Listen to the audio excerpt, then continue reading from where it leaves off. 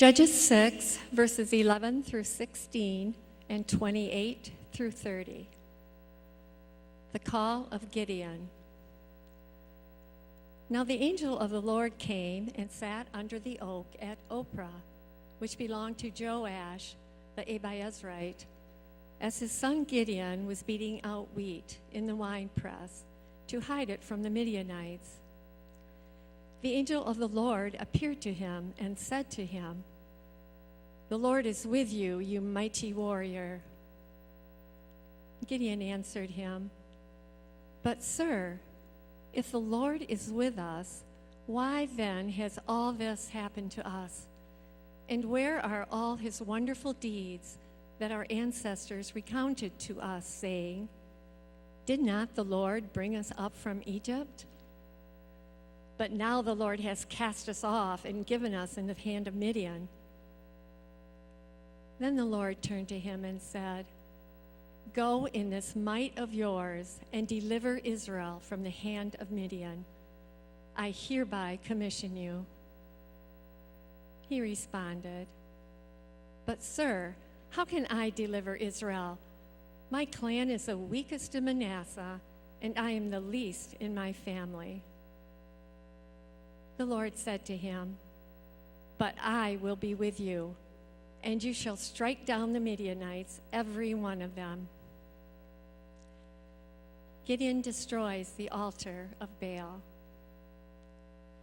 When the townspeople rose early in the morning, the altar of Baal was broken down, and the sacred pole beside it was cut down, and the second bull was offered on the altar that had been built.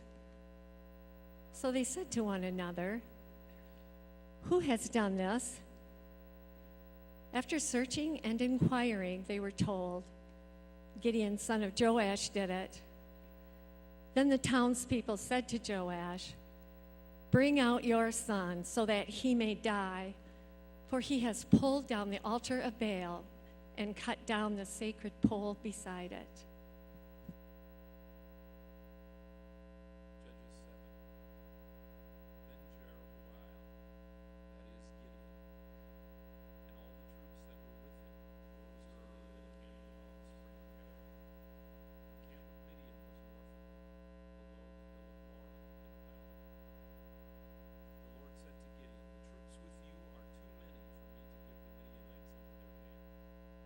Israel would only take credit away from me, saying, "My own hand has delivered me."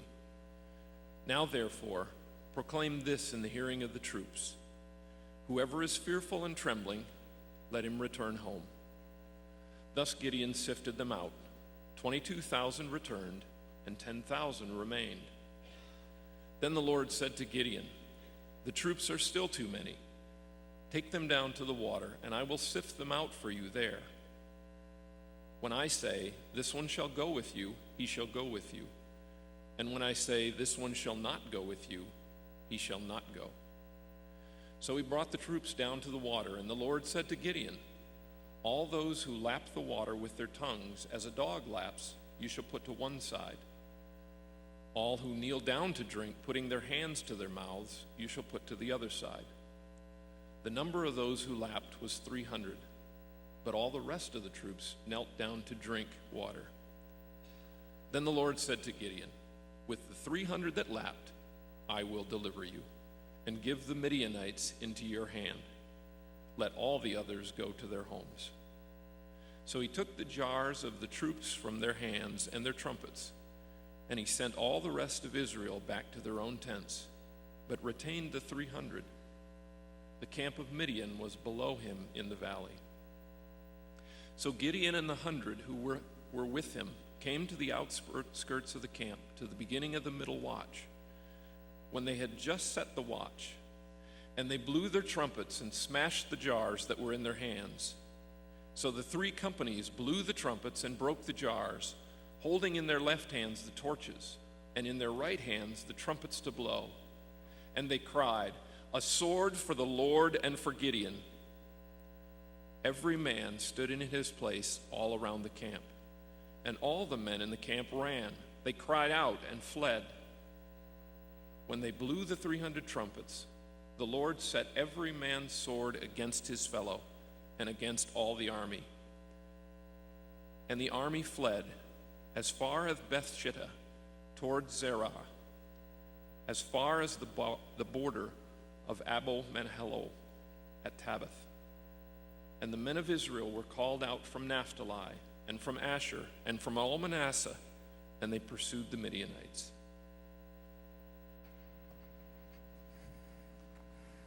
Brothers and sisters in Christ, this is the word of the Lord. This is a story, the story of Gideon, that many of us remember. I remember as a child hearing the story about Gideon winnowing his army from 30-some thousand down to 300. I remember the stories of fleece-lined tests, and I remember stories of jars breaking and riots happening. The story of Gideon in the Bible, though, is complicated. More complicated than what you and I probably realize. And what I mean by that is it's complicated because Hebrew is such a fascinating language. Hebrew is a language that has very few words, so few words can have a lot of meanings. One example that I will use is that Hebrew has no real word for anger. So you have to come up with things that would make somebody angry. And then you would just translate it anger. So for example, the Bible never really says God is angry. It will say things like, God burned in his nostrils. Right? And that teaches us that God is angry. Or the first commandment, you shall have no other gods before me, really is, don't put other gods in my face. And because of this, sometimes it's hard to figure out how to translate things. Now, a couple of weeks ago with Ehud, we looked at a passage that the NIV said one thing, and the NRSV said another, and the New King James said another. And the reason is because there were a variety of levels of comfort with the biblical editors of what to put in there about that topic. This week, it's something different. This week, though, it's a choice that biblical editors have to make, and the choice that they make has a large impact on the story. And the choice that they have to make is which soldiers did Gideon choose? Or should I say, which soldiers did God choose? If you read the NIV at home, it would say that it would make it appear that at the end of the story, you have a number of people who bend down and pick up the water and bring it to their faces, and other people who stick their faces into the water and lap like dogs. And in the NIV, God says that there are 300 who picked up water and brought it to their faces. And it's those 300 that God chose. In the New Revised Standard Version, it will say that there were 300 who bent down and stuck their face in the water. And it's God who separated them and chose those. So did God choose those that brought water to their face, or did God choose those that put their face down to the water? That's the choice that biblical scholars have to make, because in Hebrew, you can't tell. There's no way to know.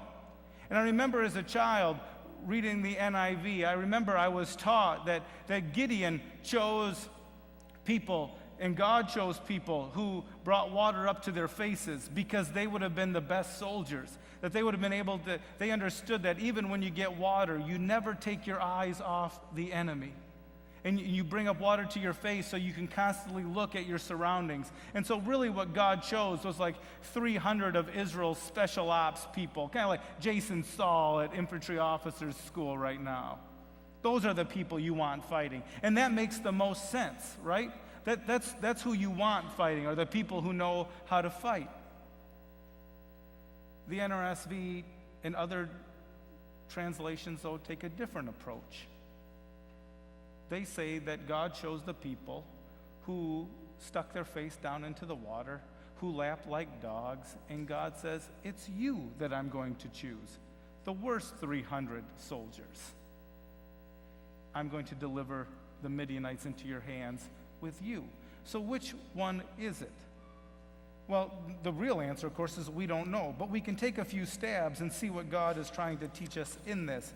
First of all, the person of Gideon is an interesting person. He is somebody who is rather weak.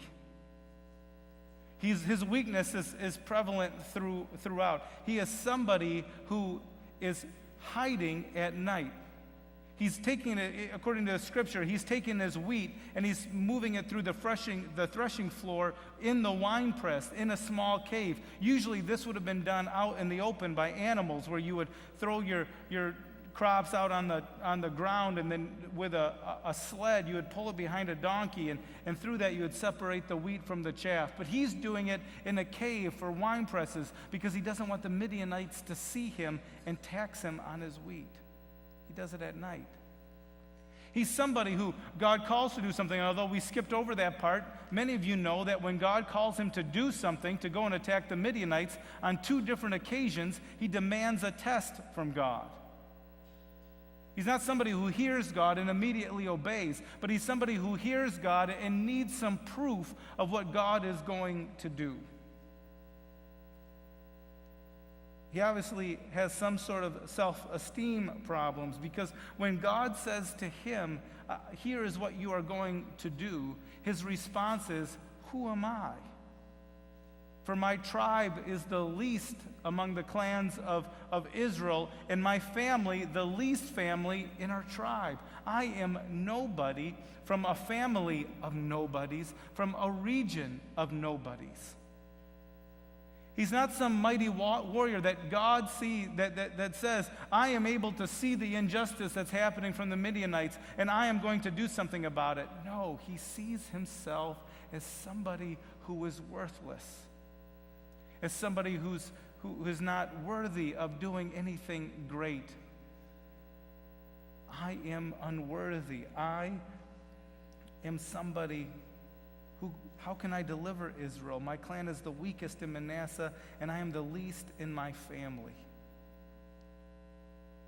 But you notice, that's how he sees himself. But God approaches Gideon through an angel, and notice what God sees. The Lord is with you, you mighty warrior. See, God looks, and when God looks upon us, he sees who we are capable of being, not who we necessarily are. For God is somebody who took the time to create Gideon in his own image. He's somebody who God decided was worth creating. And the same is true for each of us. How many of us don't look in the mirror and see our faults? How can I deserve this? Or who am I to do something? I don't have this gift. I don't have this gift.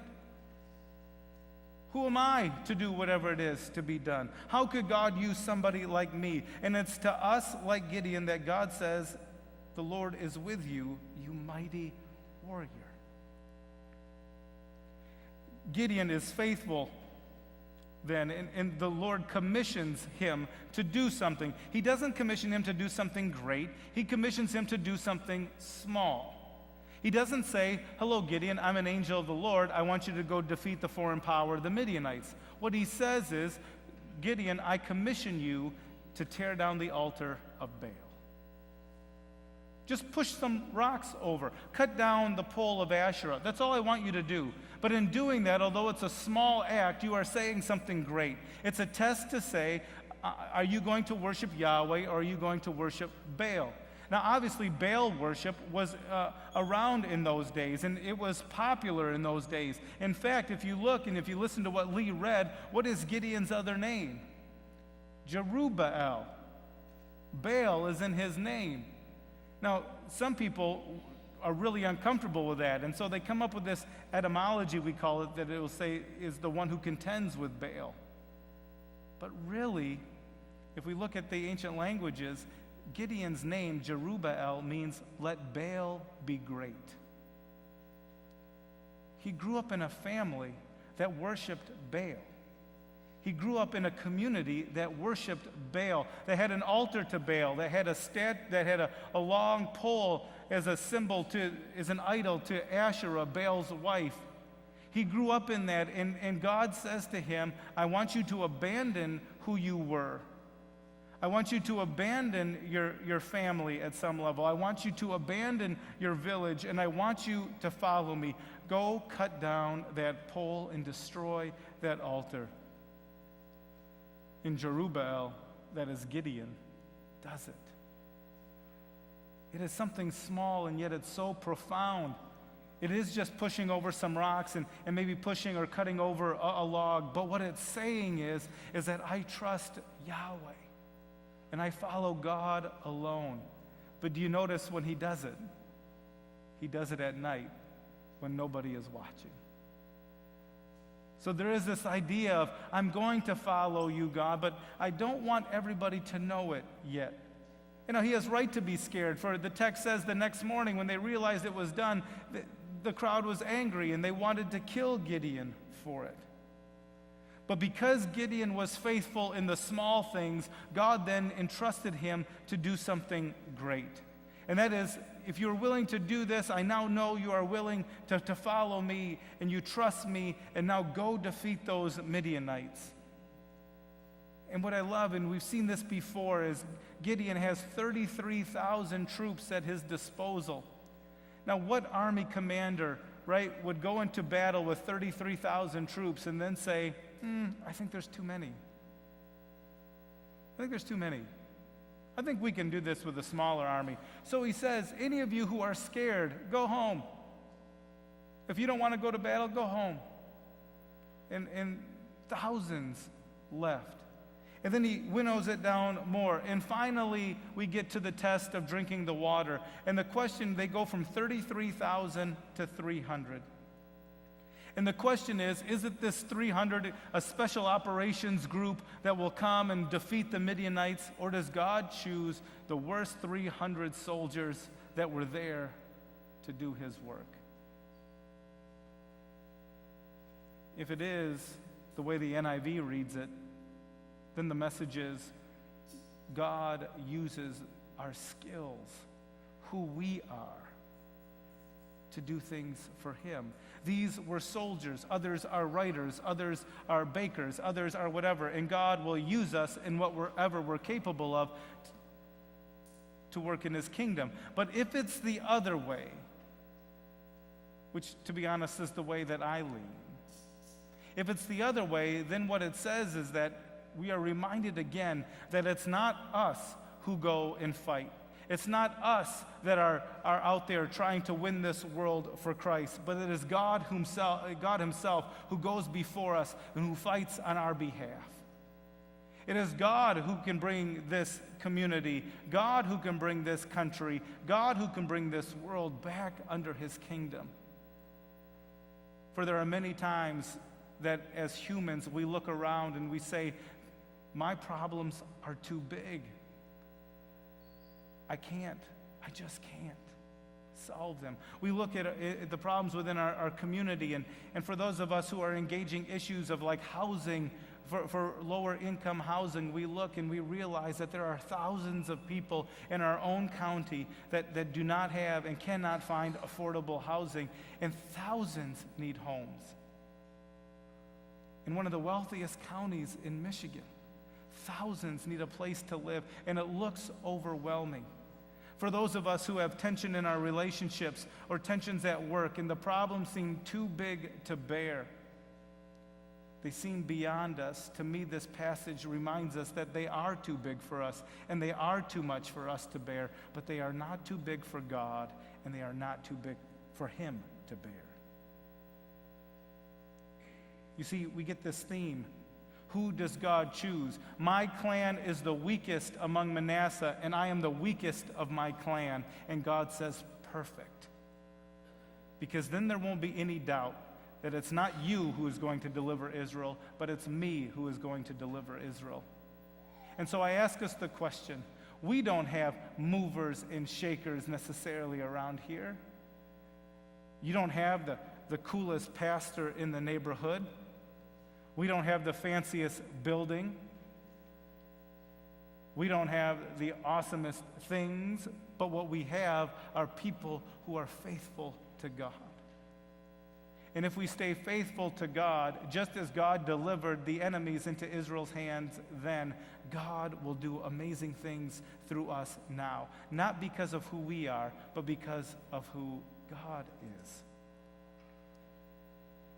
Isn't that what we just saw in the sacrament of baptism? That of course Gideon needed to respond. Of course we need to respond, both to salvation but also to God's call in our lives.